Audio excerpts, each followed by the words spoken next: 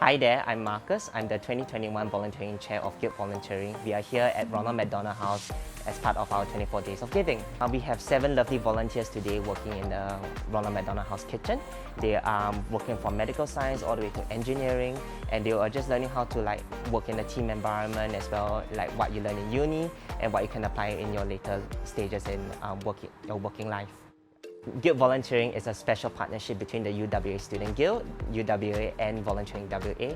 We help connect students through our volunteering hub with more than our 300 partner organizations that we work with.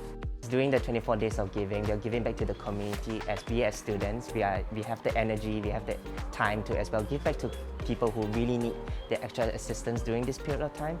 As far as our international students, is helping them connect to their second home, which is back here in UWA. Volunteering helps us as students connect back to the community, as well as it helps you as a person learn about self-development, personal development, as well as talking to others and making a social environment out with the people that you volunteer with.